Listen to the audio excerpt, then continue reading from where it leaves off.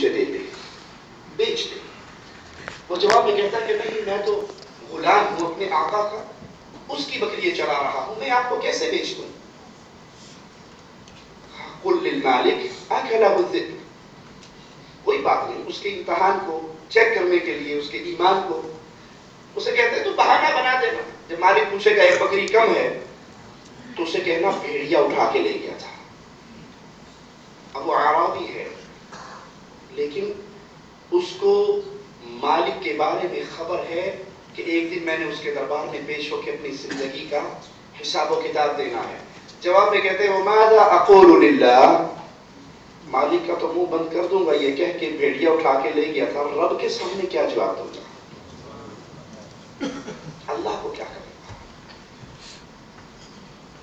جس کو اللہ کی معرفت نصیب ہو جاتی ہے اس کے دل میں مالک کا ڈر، اللہ کا خوف، اور یہی مالک فرما رہا ہے میرے بندوں میں مجھ سے حقیقی طور پہ ڈرنے والے کون ہیں؟ علماء ہیں۔ بخاری و مسلم میں سیدنا معاویہ رضی اللہ عنہ سے روایت ہے، وہ فرماتے ہیں پیارے حبیب محمد کریم صلی اللہ علیہ وسلم نے فرمایا من یرید اللہ بہ خیرا، جس کے ساتھ اللہ بھلائی کرنا چاہے۔ اللہ کے لیے اعلی مثال سمجھانے کے لیے عرض کرتا ہوں، آپ اپنے پیاروں میں سے جس سے زیادہ پیار کرتے ہیں اسے کیا دیں گے؟ آپ کے پاس جتنی قیمتی چیز ہوگی وہ زیادہ قیمتی کس کو دو گے؟ ایک فقیر آپ کے دروازے پہ آیا، اس نے کہا بھوک لگی ہے، آپ نے اس کو ریال دے دیا، 2 ریال دے دیے، لیکن جب آپ کا فرزند مانگتا ہے اس کو ریال 2 ریال سے تو نہیں ٹوٹاؤ گے نا، وہ تو جو مانگ رہا ہے آپ کی قیمتی ترین متاع ہے، خون پسینے کی کمائی ہے، کہتا ابا جان گاڑی چاہیے، تو باپ مجبور ہو جاتا ہے بیٹے کو گاڑی لے دیتا ہے، حالانکہ وہ گاڑی پر جو خرچ آ رہا ہے وہ اس کی قیمتی چیز ہے، لیکن جس سے جتنا پیار ہوتا ہے اتنی زیادہ قیمتی چیز عطا کی جاتی ہے۔ اللہ کے لیے اعلی مثال سمجھانے کے لیے عرض کی، پیارے حبیب محمد کریم صلی اللہ علیہ وسلم فرما رہے ہیں من یرید اللہ بہ خیرا یفقہہ فی الدین، اللہ جس سے پیار کرتا ہے، جس سے بھلائی کا ارادہ کرتا ہے، اس کو اپنے دین کی سمجھ بوجھ دے دیتا۔ یہ حدیث ٹرننگ پوائنٹ بھی ہو سکتا ہے میرے اور آپ کے لیے۔ اللہ سب سے پہلے کہنے والے کو عمل کی توفیق عطا فرمائے، فکر کی توفیق عطا فرمائے۔ میرا اللہ سے کیا تعلق ہے؟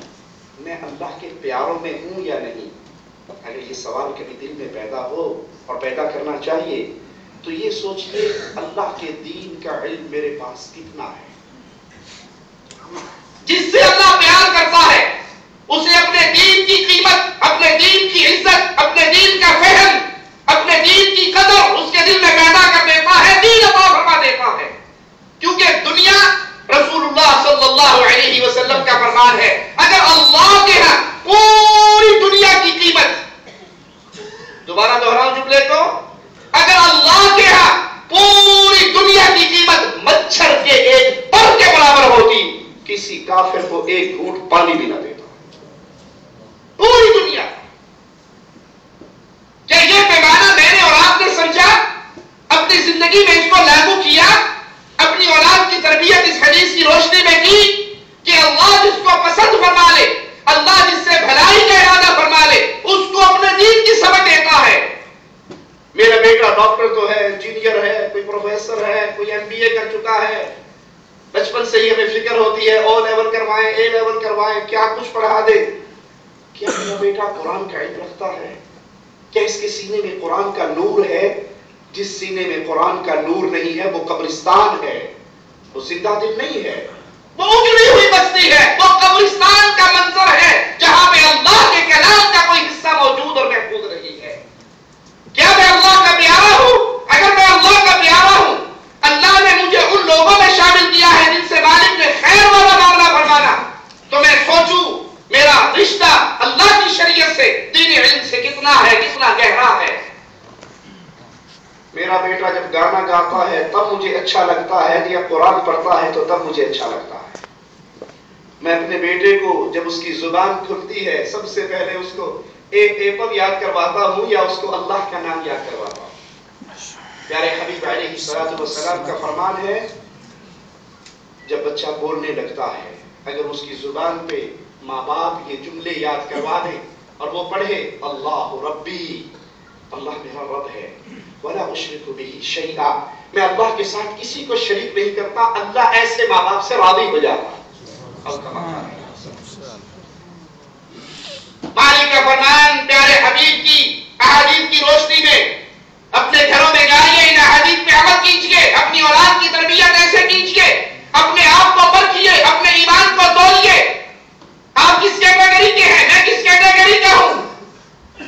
اگر میرے دل میں شرع علم کا کوئی نور موجود ہے، میرے دل میں اس کی محبت موجود ہے، تو پھر میں خوش نصیب ہوں کہ اللہ دین کا علم اس کو دیتا ہے جس سے پیار کرتا ہے۔ بخاری و مسلم میں سیدنا ابو موسیٰ رضی اللہ عنہ سے روایت ہے، فرماتے ہیں رسول اللہ صلی اللہ علیہ وسلم نے فرمایا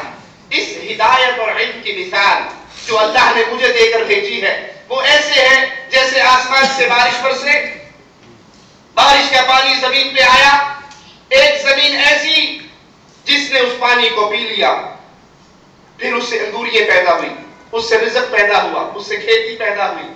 زمین کا ایک حصہ ایسا جو سخت زمین تھی، اس نے پانی کو سٹور کر لیا، اکٹھا کر لیا، لوگوں نے اس سے فائدہ اٹھایا، جانوروں نے اس سے فائدہ اٹھایا، اور پانی ایک چٹیل میدان میں پہنچا، اس چٹیل میدان میں جیسے پانی آیا ویسے گزر گیا، نہ تو اس نے جذب کیا اور انگوریاں پیدا کی، کھیتی پیدا کی، لوگوں کو فائدہ دیا، نہ اس نے اکٹھا کیا کہ کم از کم لوگ ہی خود آ کر اس سے فائدہ اٹھا لے، وہ جیسے آیا ویسے گزر گیا۔ یہ اس شخص کی مثال ہے جس کو اللہ کی شریعت کا علم ملتا ہے، وہ اس کو اپنے سینے میں محفوظ کرتا ہے، اس پہ عمل کرتا ہے، لوگوں کو فائدہ پہنچاتا ہے۔ اور جس نے اس کی طرف دیکھا نہیں، جس نے اس کی طرف توجہ نہیں کی، مولوی بھی کوئی کام نہ پڑا، بچے پیدا ہوتے ہیں نا گھروں میں، ماں باپ شروع سے دیکھتے ہیں یہ بچہ بڑا صحیح ہے تو اس کی طرف توجہ خاص ہوتی ہے، انگلش میڈیم اسکول میں ڈالتے ہیں، وہاں سے نکالیے اور اچھے اسکول میں ڈالیے، انشاءاللہ اس کو ڈاکٹر بنانا ہے، اس کو انجینئر بنانا ہے، یہ بڑا آدمی بنے گا، اور اللہ نہ کرے کسی پہ آزمائش آئے اور اس کے گھر میں کوئی نابینا پیدا ہو جائے، کوئی معذور پیدا ہو جائے۔ اس کے بارے میں ماں باپ کیا سوچتے ہیں؟ ماں باپ تو ہیں ہر اولاد کے بارے میں سوچتے ہیں سکول میں تنی 400 گرام مسیطے ہی پانچ چھٹا ہے، دال روٹی تک کمائی لائے گا، قرآن ہی بہت کر لے گا، پڑھتا پڑھاتا رہے گا، اللہ کی مرضی کی کر سکتے۔ جو قیمتی مال ہے وہ دنیا کے حصول کے لیے ہم بھیڑیوں کے آگے ڈال دیتے ہیں، جن کو نہ اللہ کی، نہ اس کے رسول کی، نہ اس کی شریعت کی قدر ہوتی ہے، جو بے بہرا ہوتے ہیں اس قرآن کے نور سے، اور جس کو ہم اپنی زبان میں کنڈم سمجھتے ہیں، اس کنڈم کو کہتے ہیں دال روٹی واسطے قرآن یاد کر چکے۔ انا للہ و انا الیہ راجعون۔ میں ایک جملہ کہوں پیارے بھائیوں، آپ کا بیٹا دنیا کے سارے فنون سیکھ لے، یہ دنیا کے فن ہے، یہ ڈاکٹر فن ہے، انجینئرنگ فن ہے، علم نہیں ہے، علم قال اللہ و قال الرسول ہے، دنیا کے سارے فنون کا ماسٹر بن جائے، ترقی کرتے ہوئے دنیا کے سب سے طاقتور بادشاہ کی صورت میں کرسی پہ بیٹھ جائے، اور ایک بیٹا آپ کا کچی مسجد میں بیٹھ کے قرآن کی تلاوت کرنے والا ہو، جب آپ مر کے اس زمین کے پیٹ میں جاؤ گے، اس بادشاہ کے کسی عمل کی وجہ سے آپ کو ٹھنڈ نہیں ملے گی جتنا اس بچے کے قرآن پڑھنے سے آپ کی قبر منور ہو سکتی ہے۔ صرف سبحان اللہ کہہ کر دل ہولا نہ کریں، زندگی میں انقلاب لائیں، تربیت کریں، اپنے بچوں کو اس راہ پہ چلائیں، یہ علم ان کے سینے میں منتقل کریں، وگرنہ یاد رکھیں پیارے حبیب علیہ السلام نے اپنے اصحاب سے پوچھا تھا بانجھ کون ہے؟ کہا تھا جس کی اولاد نہ ہو وہ بانجھ ہے۔ کہا نہیں، وہ بانجھ نہیں ہے، یہ تو دنیا کی مثال ہے، بانجھ وہ ہے جس کی اولاد نہیں، بانجھ وہ ہے جس کو اللہ نے بیٹوں سے نوازا، بیٹیوں سے نوازا، اولاد سے نوازا، اس نے اپنے کسی بچے کو اللہ کے لیے وقف نہیں کیا، کسی بچے کو شریعت کا علم حاصل کرنے کے لیے نہیں لگایا، یہ مر جائے گا، اس کا سارا سلسلہ یہیں پہ ختم ہو جائے گا، یہ بانجھ ہے۔ سوچے ہم میں سے تو کوئی باز نہیں بیٹھا، اگر بیٹھا ہے تو اللہ کے ہاں توبہ کرے، پہلے نہیں کر سکا تو اب کوشش کرے